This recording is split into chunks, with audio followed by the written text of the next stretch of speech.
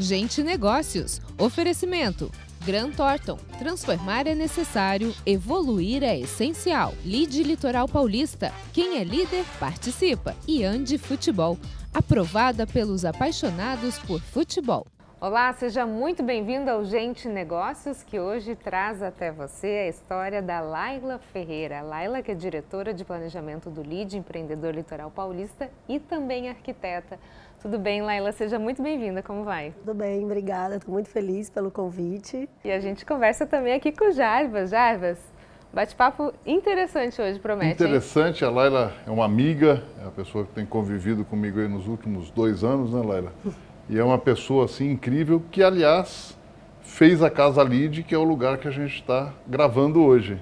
E toda essa história, você vai conhecer agora um pouquinho de toda essa trajetória que formou essa super profissional que a nossa região tem.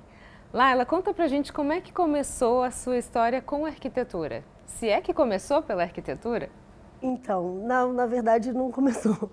Eu trabalhei 8 anos no mercado publicitário antes de ser arquiteta e eu morava no Rio e casei com um santista. A minha história em Santos começou assim. Você é carioca? Eu sou, na verdade eu sou mineira, mas eu saí de Minas com 4 anos e morei no Rio até casar com um santista. E aí a gente foi morar em São Paulo. E eu trabalhava numa agência de publicidade. Quando a gente começou a pensar em ter filho e ver que a gente queria qualidade de vida, eu comecei a cogitar de vir para Santos. Aí eu vinha para Santos para abrir um buffet infantil e abrir um negócio, saí da agência e vim abrir. Comecei a fazer curso no Sebrae, mas meu marido estava tão louco para voltar para Santos que a gente foi para o apartamento sem nada, assim, só tinha o piso. E eu comecei a cuidar da reforma e cuidar dos detalhes para abrir o buffet. E eu vi que eu estava gostando mais da reforma do que do buffet. Ou seja, o seu lado empreendedor mudou um pouco de rumo, é isso? Mudou, eu comecei a me apaixonar pelos detalhes, de cuidar da casa, de cuidar de cada orçamento. Eu comecei a gostar da profissão antes de ser arquiteta. E aí eu vi que essa que era a minha praia. Mudei tudo, fui fazer arquitetura, fui fazer design de interiores.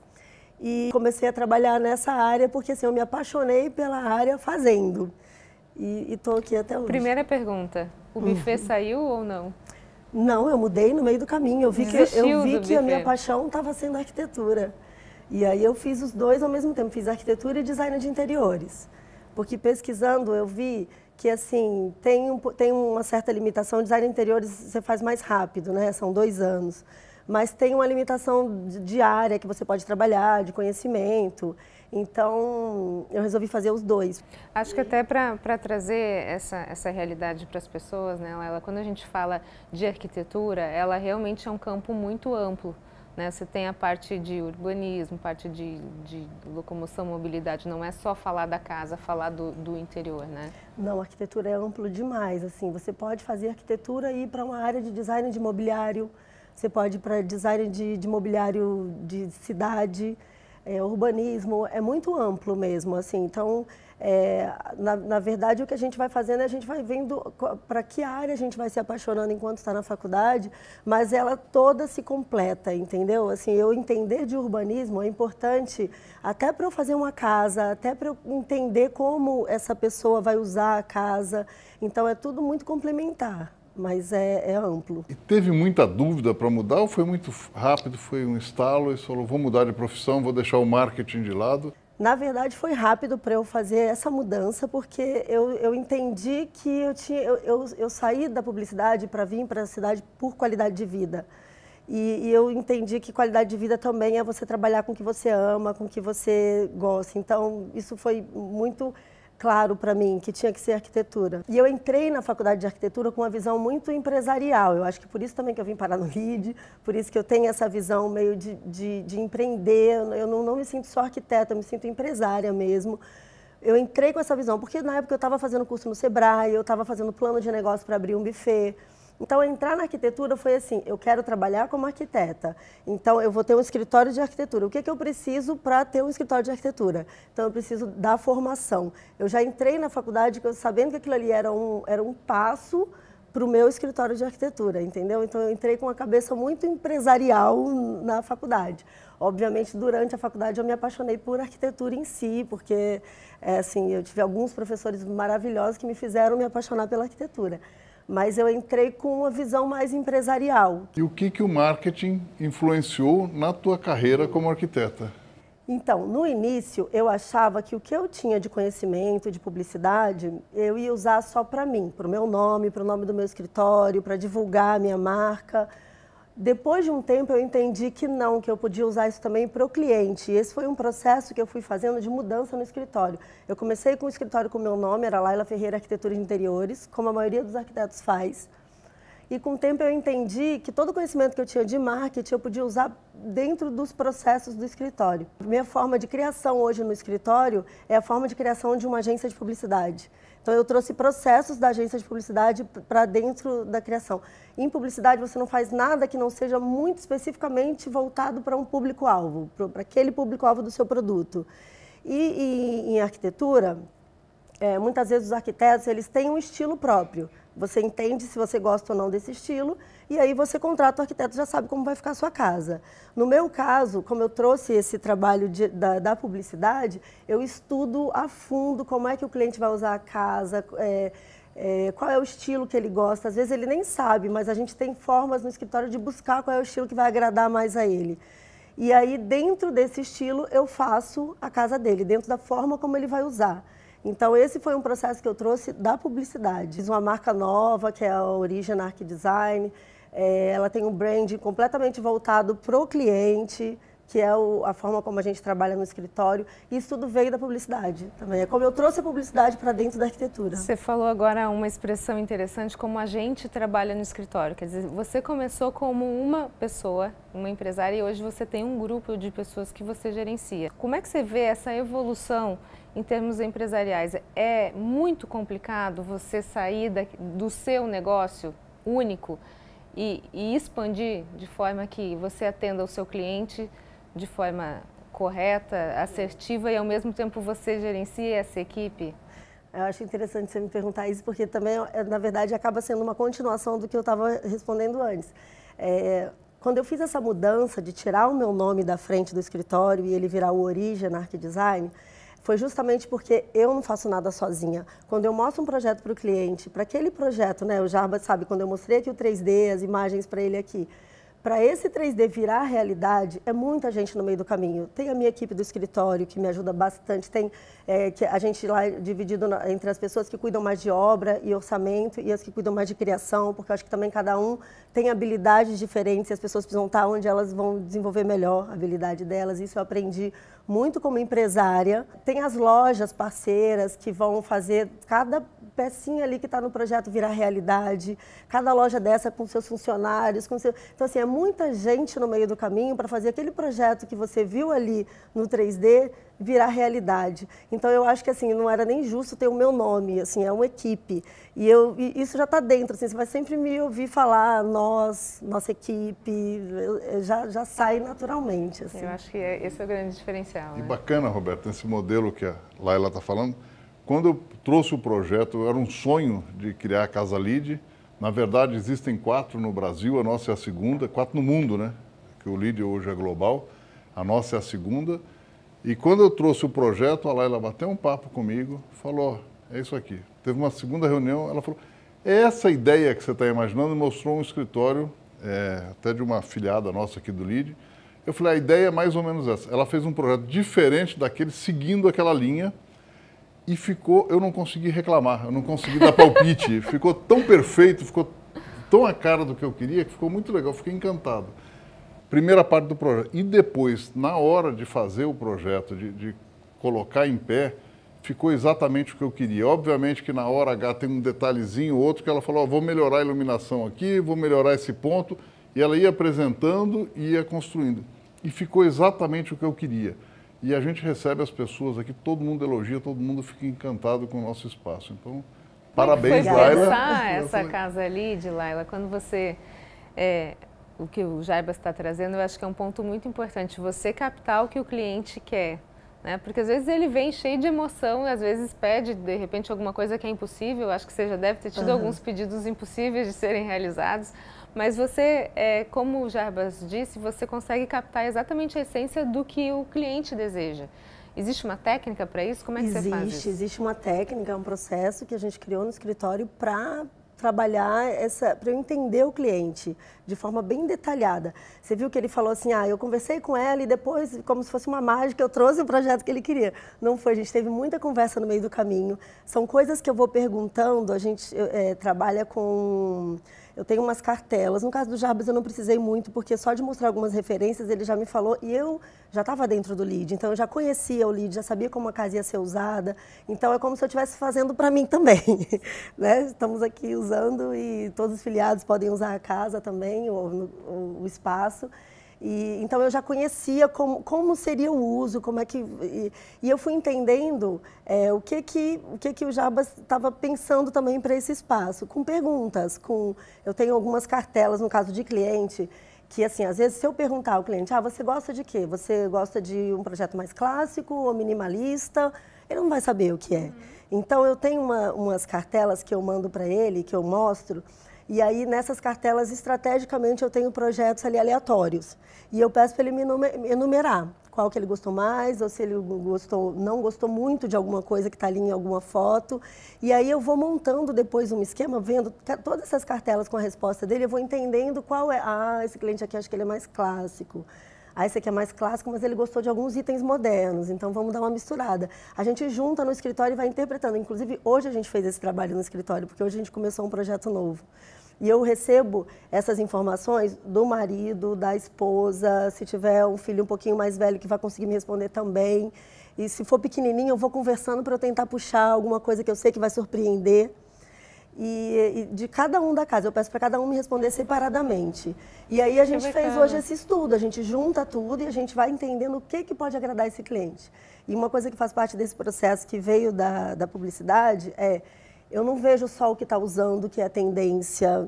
É claro que a gente está muito em contato, a gente vai em feiras, a gente vai nas lojas e começa a descobrir o que vai ser tendência ainda para frente. Eu tenho algumas empresas que falam isso, que eu trago até da publicidade também, que falam de tendências em todas as áreas.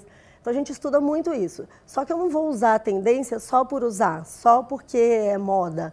A gente pega dentro do que é a tendência e dentro do estilo desse cliente, o que a gente consegue aí dar um match, entendeu? O que a gente consegue juntar. E aí a gente começa o processo de criação dessa forma. Eu vou entendendo o que o cliente quer, às vezes mesmo sem ele me falar assim, abertamente, eu gosto de um projeto clássico, mas eu vou descobrindo isso dele. Agora, Roberta, eu convivi com a Laila os últimos 2 anos, a gente conviveu muito proximamente. E você é uma mulher que faz 1000 coisas ao mesmo tempo, né? É mulher, é mãe, é empresária, é arquiteta, obviamente que as coisas estão ligadas, é CEO do Lead Mulher. Como é que você consegue distribuir teu tempo e fazer tudo com tanta qualidade? Bom, assim, eu estudei muito sobre organização de tempo, administração de tempo. Como eu falei, eu entrei na arquitetura com uma visão mais empresarial e estudar sobre gestão de tempo fez parte dessa minha formação. Não que eu consiga fazer tudo perfeitamente, é claro que a gente tenta acertar em tudo, mas às vezes sempre tem um pratinho que está meio caindo e a gente precisa dar mais atenção, né? Não sou perfeita nisso, mas eu busco sempre, assim, porque para mim o que é mais importante é onde eu tô 100%. Final de semana, eu tenho conseguido me desligar bastante, assim, porque eu fico de verdade com os meus filhos, entendeu? Você vai me ver jogando bola na praia com meu filho, você vai me ver...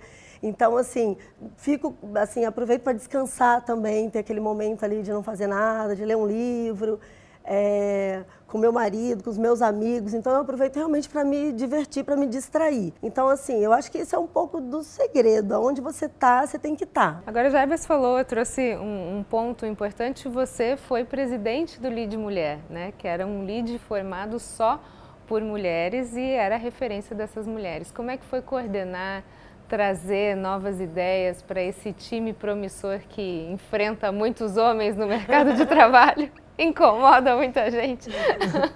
Então, foi uma experiência muito enriquecedora para mim, foi muito gostoso. Eu entrei no Lead desde que ele começou, no Lead Mulher, desde que começou, enquanto eu era a Cláudia Duarte SEO, né?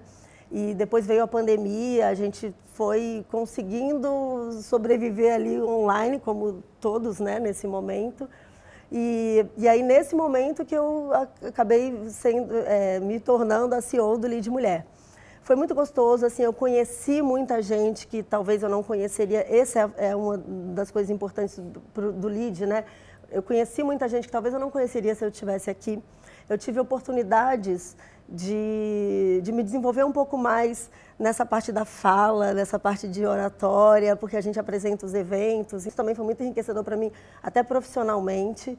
E o LEAD é um espaço que dá muita oportunidade para todo mundo. Então, eu acho que assim, a gente tem que entrar e aproveitar.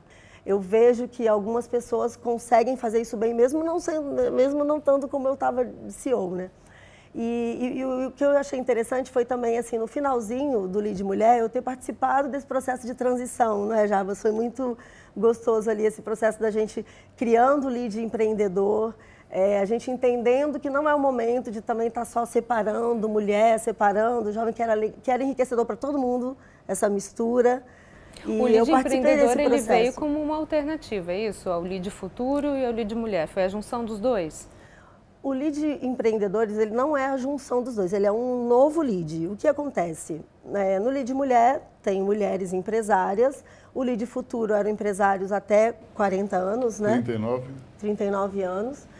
E a gente tinha um leque aí além dessa mistura ser boa, porque assim, querendo ou não, eu estou aqui como empresa, então para quanto mais empresas eu falar, melhor, independente de serem de mulher. Não tem que vender só para mulher, né? Entendeu? A gente está aqui, é um negócio, a gente não vende só para mulher, né?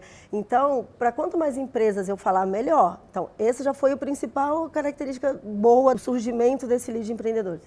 E uma outra coisa que tinha uma gama de pessoas que não tinham onde entrar no LEAD, era uma demanda que não tinha espaço para ela. Por exemplo, no LEAD Mulher, a gente tinha lá, tem mulheres médicas que têm clínica. Um homem que tem clínica e tem mais de 40 anos, não tinham, e não tem o faturamento para entrar no LEAD, né, LEAD Litoral Paulista mesmo, não tinha onde entrar. Então, assim, um advogado acima de 40 anos não tinha onde entrar. Então, assim, a gente tinha uma demanda aí de empresários na cidade que gostariam de fazer parte, que também estariam enriquecendo aí essa nossa rede aí, né, o nosso network, e não tinha espaço para entrar. Então, o LEAD Empreendedores, ele veio como uma força um pouco maior dessa união, né, para criar realmente um movimento onde a gente possa estar se conectando com mais pessoas. Para encerrar, segredo do sucesso. Nossa, o segredo do sucesso, eu acho que é gostar muito do que faz, fazer com leveza. Eu procuro muito fazer isso no meu dia a dia, sabe? Eu tento fazer com leveza e levar essa leveza para as pessoas. Se a gente tem algum problema em obra, tem muito problema, a última coisa que eu faço é saber de quem foi a culpa. A primeira coisa que eu faço é juntar todo mundo e às vezes a solução vem de um lugar que você nem imagina, vem do pedreiro, vem do marceneiro, vem do... E essa leveza que eu levo ali para esse ambiente, eu sei que ela reflete para o cliente, ela reflete para nós do escritório. Então, eu acho que tudo que a gente faz com leveza e com paixão, gostando do que faz, eu acho que o sucesso vem naturalmente. Bacana, né, Zé? É isso aí. Bacana, muito legal. E eu tenho convivido com a Laila, como eu falei, e essa leveza realmente faz parte da vida dela. Ela faz tudo e com muita paixão, né? Eu acho que você tem uma paixão pelo que você faz, que é muito bacana. Então, a Laila não trabalha, ela se diverte. Eu me divirto. Laila, muito obrigada pelas suas informações. Obrigada, sucesso para você. Que você sempre se divirta, que você sempre leve essa vida leve. Obrigada. Que é o que a gente precisa, né?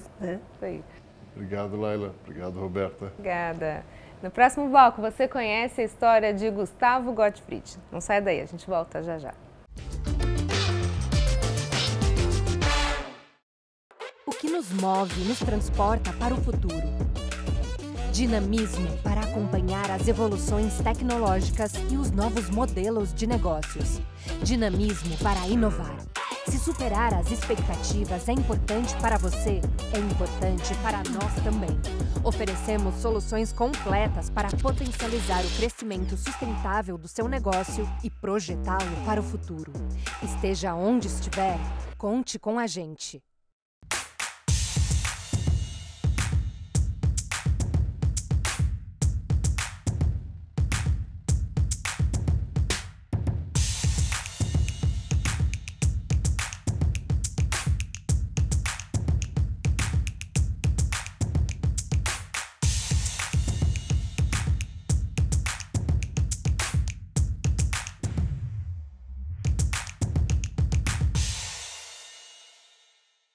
As campeãs da Andi Futebol para você começar o ano com tudo. Mochilas iradas do seu time favorito para chegar com estilo. Chuteiras para mostrar que é craque antes mesmo da bola rolar. E claro, camisas, calções e tudo mais para você marcar vários golaços. Andi Futebol, aprovada pelos apaixonados por futebol.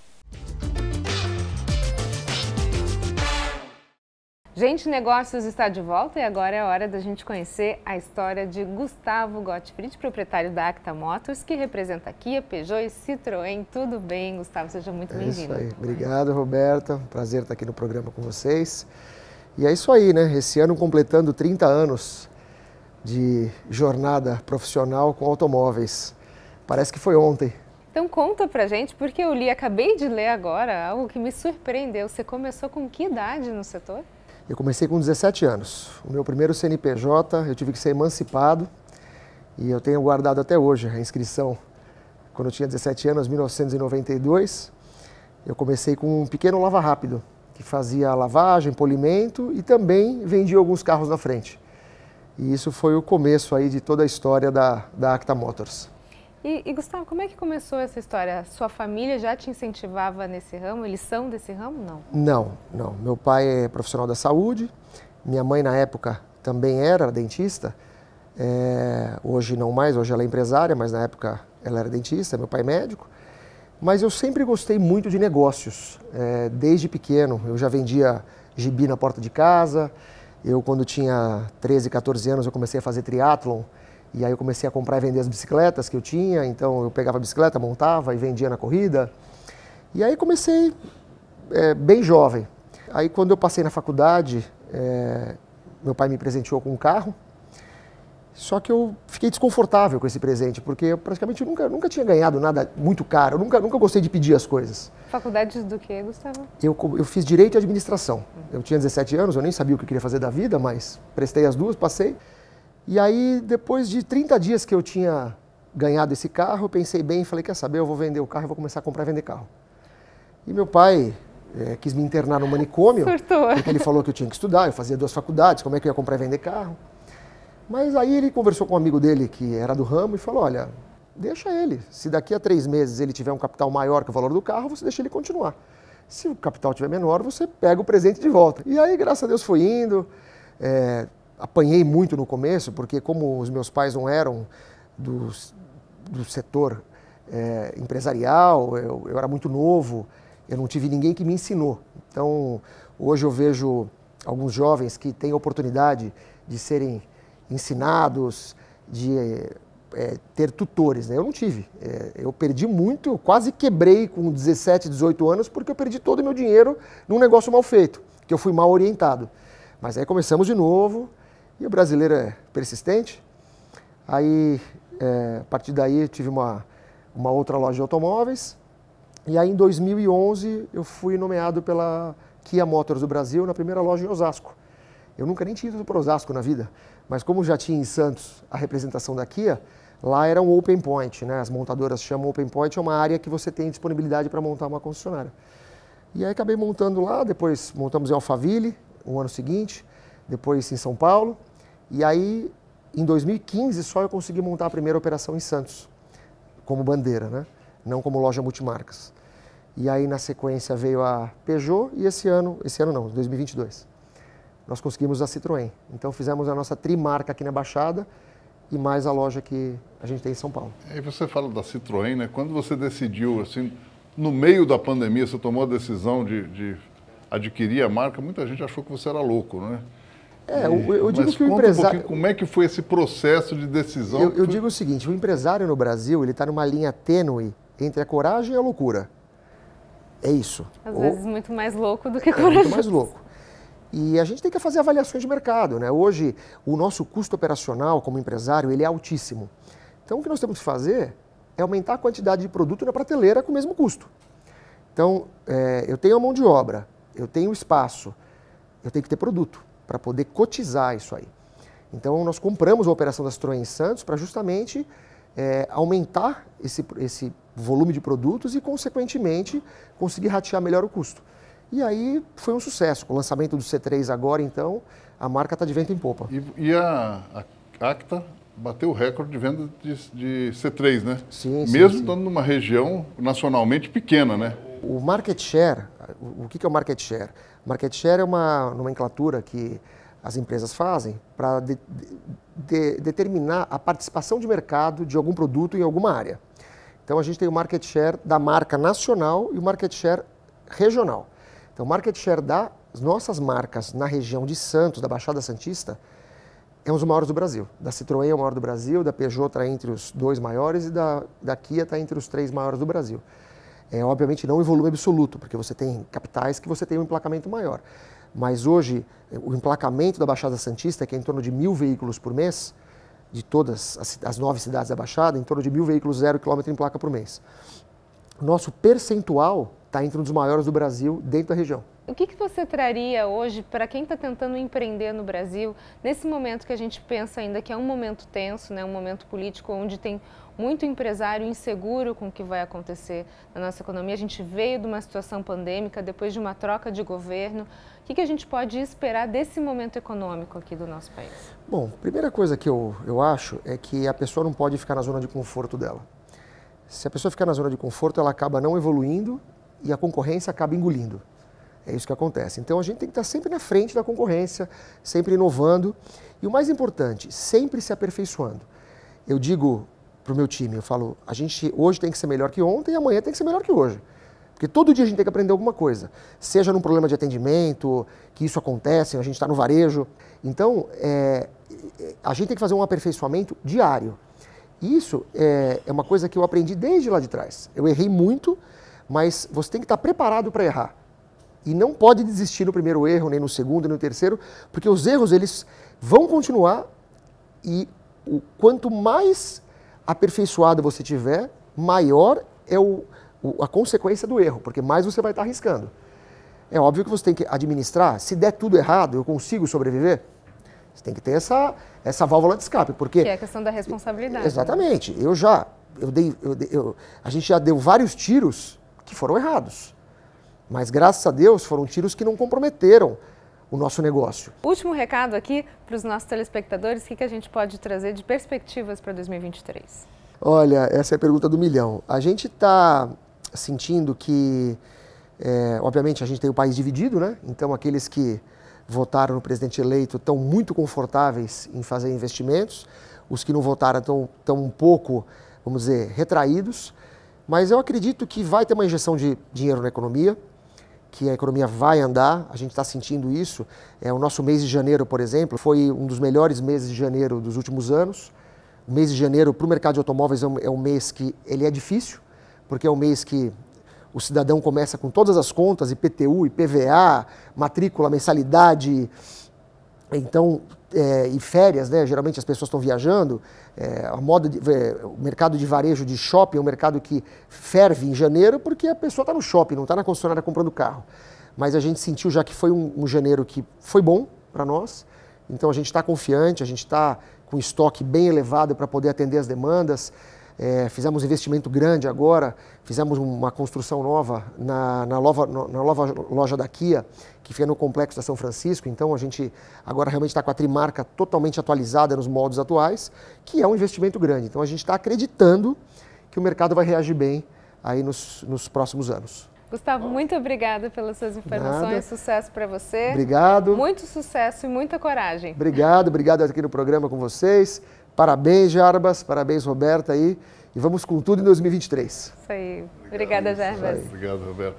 O Gente Negócios fica por aqui. Muito obrigada pela sua companhia. Fique agora com a programação da TV Tati Band Litoral. Até mais.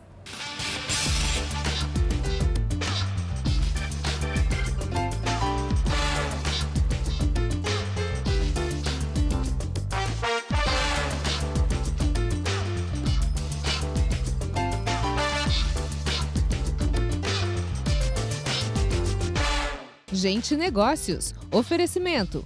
Grant Thornton. Transformar é necessário, evoluir é essencial. Lide Litoral Paulista. Quem é líder, participa. E Andi Futebol. Aprovada pelos apaixonados por futebol.